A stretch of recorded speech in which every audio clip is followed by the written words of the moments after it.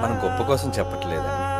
ఎవరైతే ఊర్లో అడుగు పెట్టకూడదన్నారో, ఊర్లోనే అడుగు పెట్టకూడదన్న వాళ్ళు గుడిలోకి తీసుకెళ్ళి అడుగు పెట్టించారు. వాళ్ళు అడుగు మన మీటింగ్లో పెట్టారు. పెట్టడం కాకుండా పబ్లిక్గా క్షమాపణ చెప్తారండి. అసలు మనిషి అంటేనే మనకు అహం. నేనా క్షమాపణ చెప్పడమా? అలాంటిది ఏదో ఒకరి మధ్యన పొరుగునున్న సోదరుడి దగ్గర క్షమాపణ చెప్పడానికి మనకు చిన్నతనం అనుకుంటాం. కానీ వేల మంది ప్రజలు ఎదుట నిలబడి మమ్మల్ని క్షమించండి అని పెద్దలు, సిఎస్ఐ సంఘ పెద్దలు అందరూ వచ్చి 30,000 రూపాయలు కానుక తిరిగి మీటింగ్లకి ఇచ్చారండి. వాళ్ళు ఇస్తారా? ఇది ఎందుకు జరిగిందో చెప్పమంటారా? ట్రూ క్రిస్టియన్స్ నిజముగా ఆయన వెంబడించే వాళ్ళమైతే విరోధం వద్దండి. ఎవరితో మనకి విరోధాలు వద్దు, కక్షలొద్దు, కోపాలు వద్దు. ప్రేమతో గెలవండి. ఎవరినైనా సరే ప్రేమతో గెలవండి.